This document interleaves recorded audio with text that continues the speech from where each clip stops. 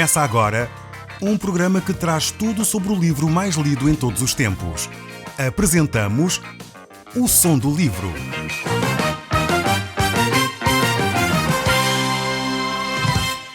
Seja muito bem-vindo. Neste podcast vai encontrar o livro mais conhecido e lido em todo o mundo. Vamos levá-lo numa viagem pela história da humanidade. Este é um audiolivro para si, para a sua família e sociedade em geral. Contextualização e comentários de Paulo Chaveiro. Quando falamos do início do reino de Salomão neste livro, estamos a ver aqui realmente aquilo que Deus fez através deste homem. Ele começou muito bem o seu reinado. Começou a buscar a Deus, começou fazendo um sacrifício ao Senhor, começou a orar, a pedir sabedoria a Deus para governar o povo de Israel. Realmente Salomão começou muito bem. Ele iniciou o seu reinado de uma forma exemplar. Davi, o seu pai, realmente é uma personagem que marca a história de Israel. Ele marca até, diria mesmo, a história universal. É um rei que é um exemplo para todas as pessoas, pois ele é realmente um homem de grande caráter. E nós estivemos a ver a personagem de Davi no livro de 1 Crônicas. E realmente agora começamos a olhar para a personagem de Salomão, aquele que vai suceder o trono de Davi. Ele é escolhido por Deus para levar a nação de Israel a viver um período de grande bênção, de grande abundância. E este livro de 2 Crônicas, nós vamos ver realmente como isso acontece. Nós vamos ver nos primeiros 9 capítulos que realmente ele trata da cronologia, trata de uma forma acerca destas questões aqui ligadas com a personagem de Salomão.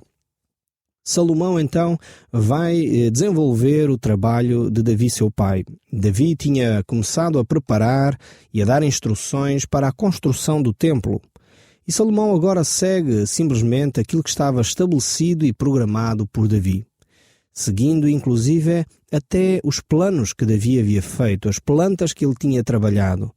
Realmente, neste capítulo 2 deste livro de Crônicas, nós temos um começo desta construção, deste majestoso templo que foi o templo de Davi, ou o templo de Salomão, como queiramos chamar. Nós já vimos que Salomão estava a procurar fazer tudo de acordo com as instruções que ele tinha recebido. E Salomão começa a organizar os homens que irão realizar esta grande obra. Salomão também desenvolve os relacionamentos que o seu pai tinha tido, nomeadamente com o rei de Tiro, o Irão. Este rei era muito amigo de Davi, seu pai, e por isso mesmo ele tinha disponibilizado para a construção do templo muitos materiais para esta obra. As pedras já estavam a ser preparadas também. Toda aquela construção era feita em pedra, em blocos de grandes pedras, e Salomão estava a desenvolver esse trabalho, a dar orientações para esse trabalho ser realizado. Salomão, no entanto, precisava também de madeira, e essa madeira provinha exatamente dessa cidade de Tiro, onde havia esse rei Irão, que tinha sido um grande amigo de Davi, seu pai. Salomão então vai edificar a casa do Senhor em Jerusalém. É ele que desenvolve e põe em prática este plano que Davi havia sonhado. Davi tinha orado, buscado a Deus e tinha de alguma forma recebido um modelo, um desenho para poder desenvolver este templo em Jerusalém. E vemos que Salomão pega nesses planos que Davi havia elaborado, certamente com a concordância dos sacerdotes e com os profetas tinham desenvolvido esta ideia deste templo, e agora ele está pronto para começar a implementar estas ideias. Aqui no verso 5 e 6 do capítulo 2 de 2 Crônicas, nós vemos que a casa que edificarei há de ser grande, porque o nosso Deus é maior do que todos os deuses. No entanto, quem seria capaz de lhe edificar a casa? Visto que os céus e até os céus dos céus não o podem conter. E quem sou eu para lhe edificar a casa, senão para queimar incenso perante ele? Este texto aqui é muito explícito. Salomão estava muito consciente da sua finitude e da grandeza de Deus. Ele sabia perfeitamente que Deus não iria reduzir-se a habitar numa casa feita de mãos humanas. Deus habita e tem o seu trono nos céus. E ele declara exatamente isso aqui neste texto que ele refere. Deus realmente é um Deus omnipresente, omnipotente, um Deus grande e eterno, que não iria ficar confinado a uma pequena habitação feita por mãos humanas, por maior e mais bela que ela fosse. Por isso mesmo, Jesus Cristo, quando esteve no nosso meio, ele disse que aqueles que adoram a Deus em espírito e em verdade são esses adoradores que Deus procura. E a questão não é se é o templo em Jerusalém ou se é um templo noutro sítio qualquer. A questão não é o edifício. A adoração a Deus deve acontecer onde nós estamos. É verdade que procuramos sítios onde nos podemos isolar, onde nos podemos concentrar, onde de alguma forma podemos estar mais conscientes da presença de Deus. E muitas vezes elegemos determinados locais geográficos para poder desenvolver a nossa adoração. Mas eu quero dizer e deixar muito claro que Deus não se limita a um espaço geográfico. Deus é o dono de toda a terra. Deus é o Senhor dos céus. E a sua habitação é os céus dos céus, e nada pode conter a grandeza do nosso Deus. E Salomão estava muito consciente acerca de quem Deus era. Por isso mesmo, ao realizar esta grande obra que foi o Templo de Jerusalém, Salomão estava bem consciente que mesmo que a obra fosse a mais magnífica à face da terra, como realmente ela foi uma coisa fantástica em termos de beleza, em termos arquitetónicos, em termos de riqueza também, porque haviam paredes de ouro, coisas belíssimas em mármore, pedra, prata, tanta riqueza estava envolvida e exposta naquele templo, mas ele estava consciente que Deus não habita em templos feitos por mãos humanas. Eu gostaria que você estivesse bem consciente também disto. Muitas vezes nós elegemos determinadas igrejas ou determinados espaços geográficos como se Deus se confinasse àquela localização, àquele espaço em si. A palavra de Deus nos mostra aqui de uma forma clara que Deus está em todo lugar. Deus não se limita a uma casa. Deus não se limita a um espaço geográfico. E é importante nós termos esta percepção acerca de Deus. E o meu desafio para si que me está a ouvir é que não confine Deus a um determinado espaço. Talvez você sente-se bem aí nesse espaço. Talvez você sente-se mais próximo de Deus em determinada área geográfica do nosso país ou de um outro país qualquer. No entanto, devemos ter a compreensão muito clara de que Deus não se confina a templos feitos por mãos humanas. Nós sabemos que este templo aqui foi destruído e reconstruído várias vezes, mas mesmo assim ele continua a ser uma referência. Ainda hoje, em Israel, sabemos que tem havido várias tensões exatamente por causa desse templo, dessa localização do Templo de Salomão, que mais tarde foi destruído e depois reconstruído pelo Templo de Herodes. Mas depois, ao mesmo tempo, nós sabemos que foi de novo destruído no ano 70 e onde foi construída a atual mesquita de Omar, que está lá em Jerusalém.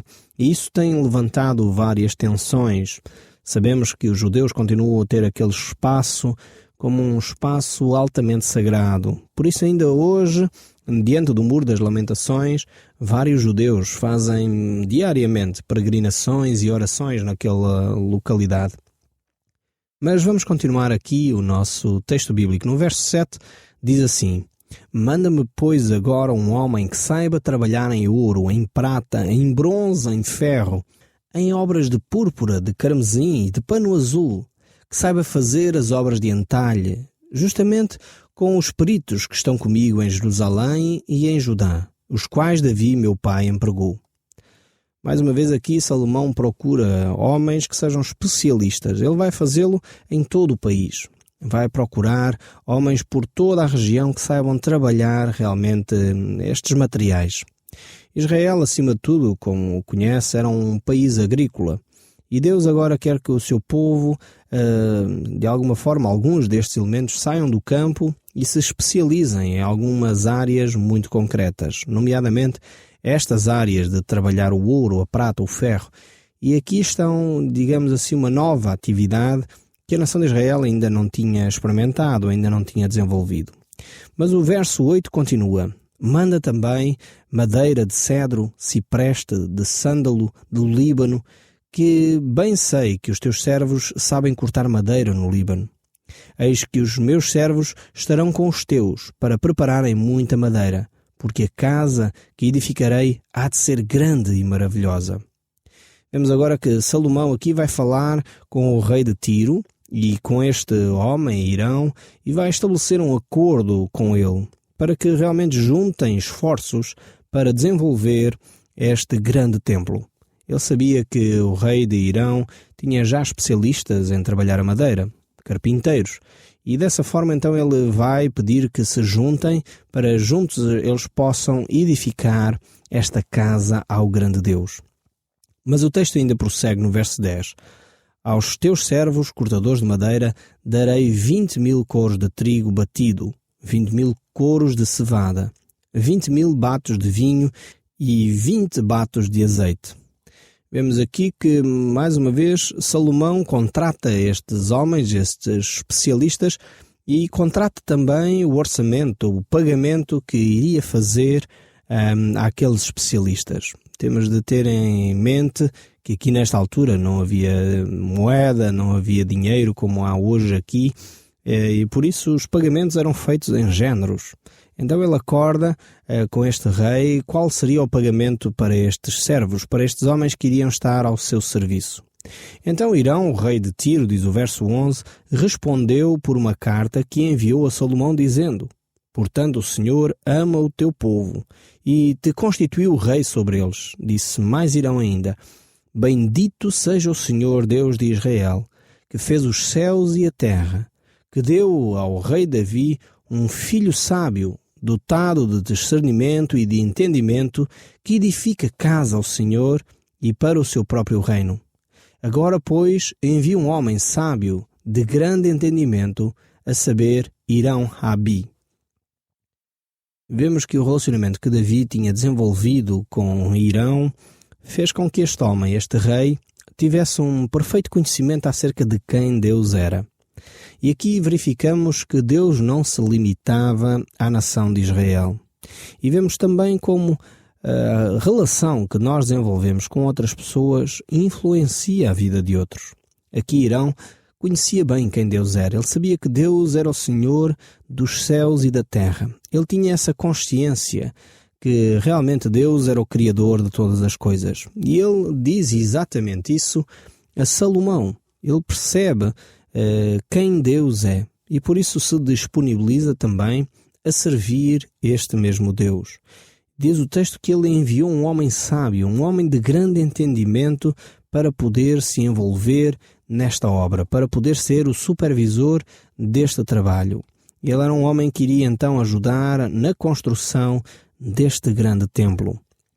Vemos ainda o verso 15 deste mesmo capítulo de 2 Crônicas, o que diz o seguinte: agora, pois, manda o meu senhor para os seus servos o trigo, a cevada, o azeite e o vinho que me falou. E nós cortaremos tanta madeira no Líbano quanto houver mister, e te faremos chegar em jangadas pelo mar de Jope, e tu a farás subir a Jerusalém. Aqui estas duas nações tinham um bom entendimento. Eles estavam realmente a desenvolver uma área extremamente interessante, o comércio internacional, podemos dizer assim, estava no início aqui com estas relações que Salomão estava a desenvolver com o Irão. E havia já então os contratos, havia uma certa diplomacia, um respeito mútuo e as coisas estavam a desenvolver-se de uma forma natural. O verso 17 diz: Salomão levantou o censo de todos os homens estrangeiros que havia na terra de Israel, segundo o censo que fizera Davi seu pai, e acharam 153.600. Designou deles 70.000 para levarem as cargas, 80.000 para trabalhar em pedra nas montanhas, como também 3.600 para dirigirem o trabalho do povo. Aqui vemos realmente um trabalho que é desenvolvido por Salomão para poder, de uma certa forma, fazer um aproveitamento da mão de obra que estava ali disponível na nação de Israel. Por um lado, poderíamos dizer que houve aqui uma certa discriminação por parte de Salomão. Estava a pegar nos estrangeiros que ali estavam e a dar-lhes algum trabalho, que a maior parte dos israelitas talvez não tivesse muito gosto em fazê-lo. Por outro lado, podemos dizer que Salomão também estava, de alguma forma, a beneficiar os estrangeiros que estavam no seu meio. Estava-lhes a dar o que era necessário para eles poderem viver também e, ao mesmo tempo, estava a aproveitar aquilo que eram especialidades de outros povos. Como já disse, a nação de Israel era principalmente uma nação agrícola, vivia do pastoreio e da agricultura. Outros povos tinham realmente mão de obra mais especializada nestas áreas da construção. E na realidade, então, Salomão está a aproveitar esta oportunidade. Ele está, digamos, a fazer um censo, a registar, digamos, aqueles que estavam no seu país, talvez de uma forma isolada, sem estarem organizados, e agora Salomão vai organizar a mão de obra estrangeira que está no seu país. Podemos dizer que muitas vezes os países tentam fazer isto e nem sempre conseguem. E eu creio que toda a gente tem a beneficiar quando legalmente as pessoas estão envolvidas nas nações e podem beneficiar também dos direitos que têm ao serem reconhecidos como trabalhadores num país estrangeiro. Vemos que Salomão tem esta sabedoria. Ele começa a desenvolver, digamos aqui, um trabalho e o aproveitamento daquela mão de obra estrangeira mais especializada em áreas que o povo de Israel não estava tão habituado a desenvolver. Hoje em dia continuamos a ter este tipo de situações, pessoas que visitam os países e vêm trabalhar para outros países. Eu quero dizer que deveríamos tratar com respeito, com cuidado, assim como Salomão fez aqui, dando aquilo que era devido e ao mesmo tempo aproveitando as especialidades de cada um para que o país possa experimentar um progresso, possa experimentar um desenvolvimento e possa haver crescimento da nação. Todos cooperando, os estrangeiros e os nacionais, puderam então levantar este grande templo ao Senhor. E vemos como foi importantíssimo eles poderem desenvolver este trabalho aqui. E assim chegamos ao capítulo 3 deste segundo livro de Crônicas e vamos ver o verso 1. Diz assim: Começou Salomão a edificar a casa do Senhor em Jerusalém, no monte de Moriá, onde o Senhor aparecera a Davi, seu pai, lugar que Davi tinha designado na era de Ornã, o Jebuseu. Vemos aqui que Salomão já tinha também o lugar, o sítio onde o templo iria ser construído. Era este monte Moriá.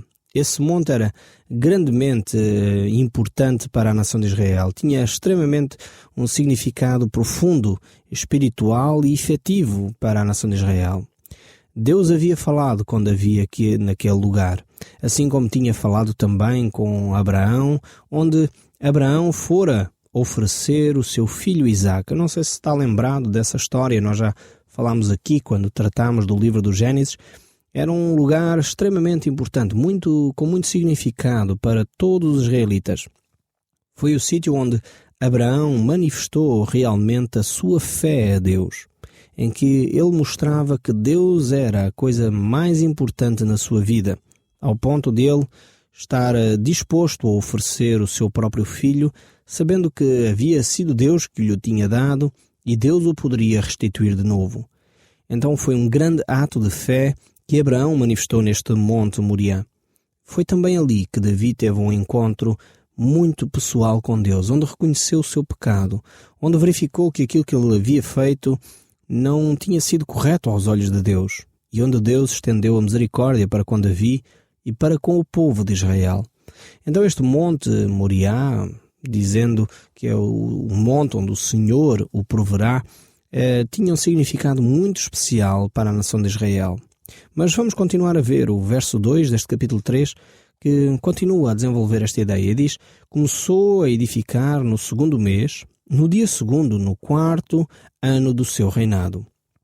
Foram estas as medidas dos alicerces que Salomão lançou para edificar a casa de Deus.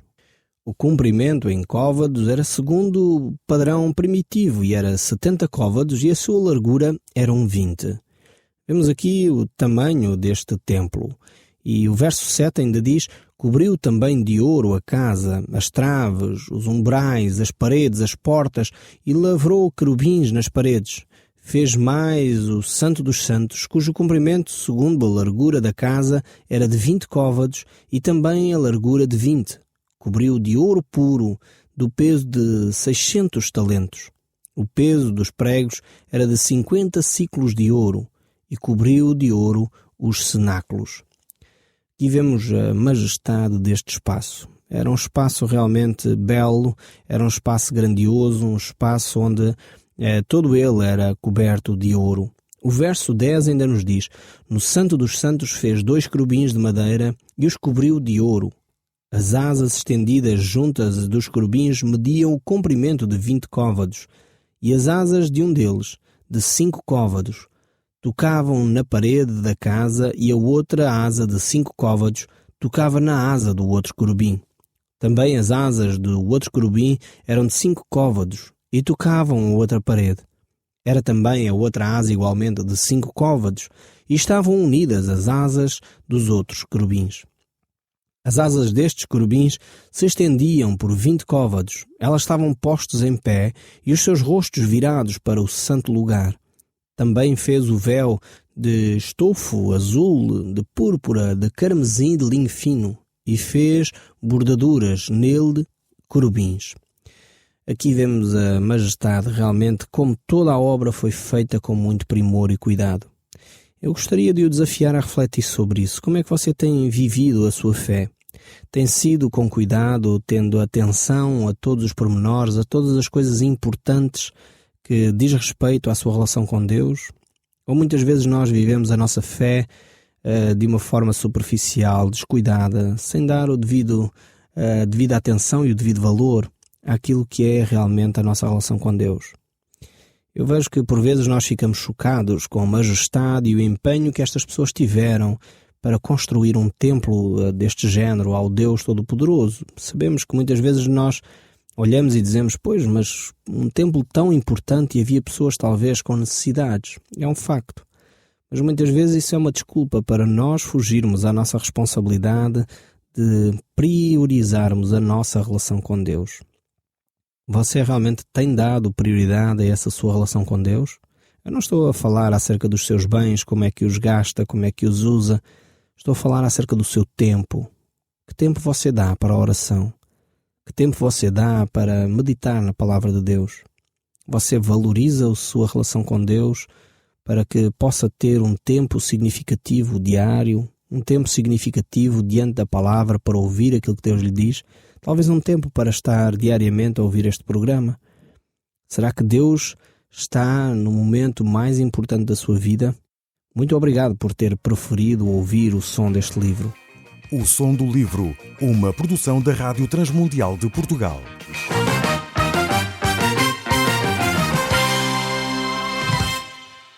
RTM. Conhece todos os nossos programas em rtmportugal.org.